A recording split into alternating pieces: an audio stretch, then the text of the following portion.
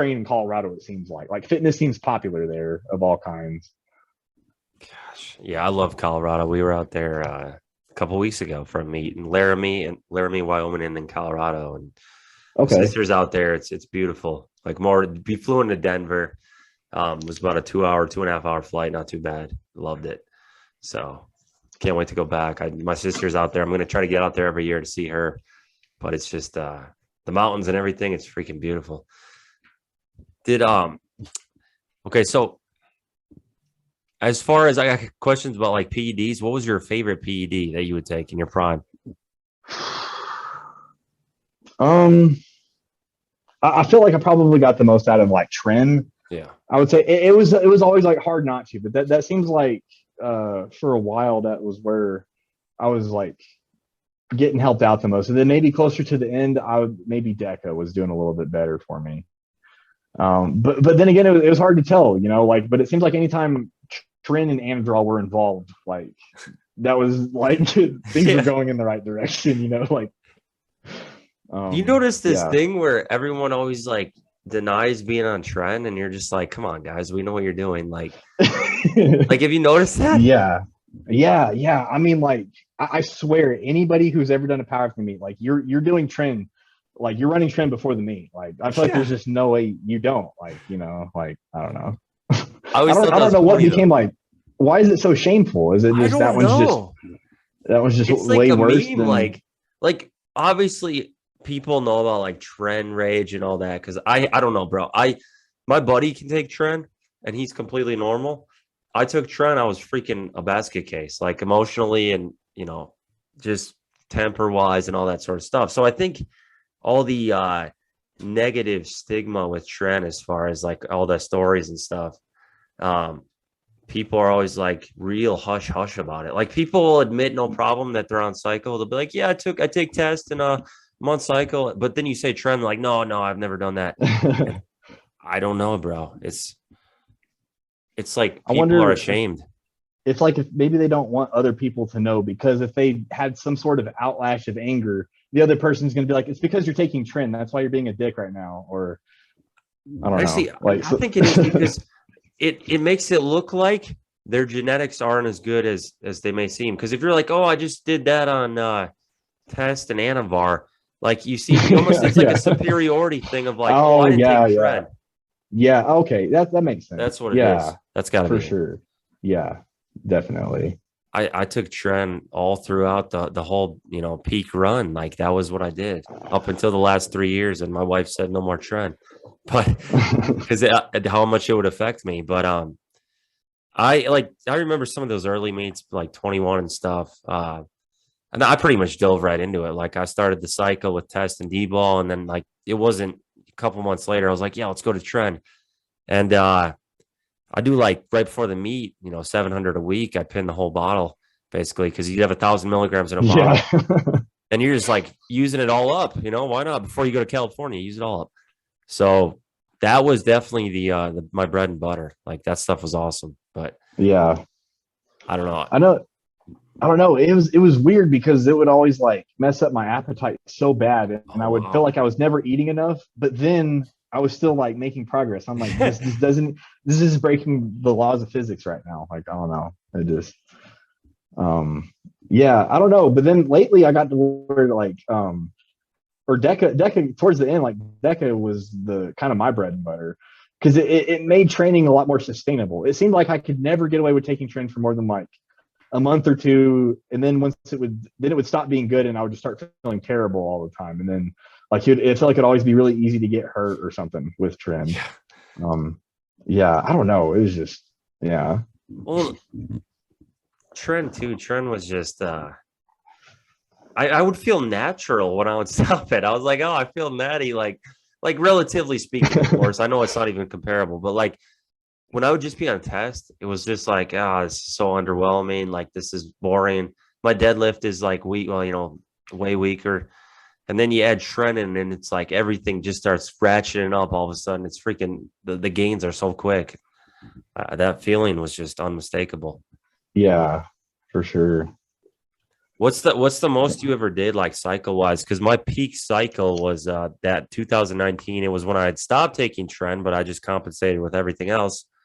And it was like the last couple weeks before the meet, trying for the 904 deadlift. I was at 1500 test, 1200 MPP, 40 halo a day, which 40 halo a day was hell because I would get massive headaches and I would like feel nauseous all day long, like I was going to throw up. And then Man. Anavar, I had to cut from 50 to 25 with the halo because it was the liver toxicity at that point was too much, but it was like 3 grams. That was the most I did by far because I was just trying to go for it. I was like, I got to try to get 904 before I call it. And I still couldn't do it, but it was a close call. Yeah. So, well, I don't know. So it's hard to always know like exactly how much I took, because I remember at one point I switched sources and all of a sudden I was taking half as much because I was like, well, it's way better now or something. You know what I mean? So I remember that happened at one point, but and that was like my last couple of meets. I had got this like new source. Was it Juice Pal? Do what? No. You know about Juice Pal? You ever use it? Oh, okay. His stuff was good. His stuff was good. Okay, no, I guess I didn't know about him. He got busted, but no, okay. Yeah, so I'll try to be like as honest as I can about how much I took. So I'll try not to like downplay it all, but no, you're good. Yeah, so going into my last competition, that had to have been the most that like I ever took. But like that whole training cycle going into it, routinely I was like, I remember I was doing awesome with like 500 tests a week and 500 deca a week. Yep. And 50 milligrams of D-ball every day that I worked out. So, but I'll try to do it at least like 5 days out of the week, 50 milligrams of D-ball every day. And then if I had a really heavy lift, I would take 100. So like if I had like a really heavy deadlift, which that would only be like once every couple weeks anyway, or if I had a really heavy bench or a hard workout that was important, like a heavy squat and a heavy deadlift, then I would take 100 instead of 50, you know, which that's still not like that much D-ball or anything. But I remember just from that, like I was like, that was helping me out like so much. So I did that for like a while, and then closer to the meet, so that the same doses of that, but I switched the DECA for MPP, and I was doing 200 MPP a week. So still the 500 test, but I think I might've gone to 750 test at this point, but I can't remember if I was able to consistently keep up with that because it was like a pain in the ass trying to like fit in that extra pin at some point during the week, you know? So maybe 750 test with the 200 to 300 MPP a week with the 50 to 100 milligrams of D-ball on training days. And then I would do like the test no ester on the day of the meet. Like I liked that stuff. That test no ester plus D-ball was like the best pre-workout of my life, I guess. But yeah, so that was like the most I ever did. But I do remember in the past with the other source that I had, or other sources that I've had, it was like on paper more than that, but it was just like, there's no way I did like that much, you know? I think some of it was just bullshit, you know? Yeah, so you get the crappy gear that some guy makes in his basement. It's like cooked wrong and like they overheat it and doesn't work as well. Yeah, I've had that myself. But like you should have tried TREN no ester. That stuff was way better than test no ester. TREN base, way better. I'm sure I would have if I could have found it or if I had it offered to me, but it's just like, you know. That stuff was awesome. Yeah. Juice Pal had that stuff. It was like I would the test base after I tried the TREN base, I was like, test base, it sucks. I'm not gonna use that. Because the TREN base was so much better. But that was those were some, you know, interesting days and all was well. Did you ever have any like bad side effects from steroids or anything? You know, like you always hear like cliche side effects that you get from steroids, like you hear, and I feel like the only one that those would be sort of true about would be like for if I was ever taking like TREN, like if I ever felt like if I was like walked away from a situation and I was like, I think I was like unreasonably angry, like I think I'm unreasonably upset about what just happened. That'd be like usually if I was taking TREN, like that would happen or something like that, or like. And it wouldn't even be like that, but it's just like, you know, I'm a little bit less shy or something now. So it's like, I'm going to tell you that I think you're stupid instead of just thinking that you're stupid. You know, maybe I'll say something to you about it. Or maybe gyno, but honestly, I had gyno when I was like a teenager, so I can't even say that it got worse. Yeah. Like it didn't even get worse. It was kind of just always there. And then whenever I would take steroids, like they would swell up a little bit, Okay. But then whenever I would come off, like it would just go back down. They would just kind of, the swelling would go back down. They wouldn't be poofy anymore. And then with TREN and stuff, sleep, like maybe sleep could be kind of bad, and night sweats and stuff like that.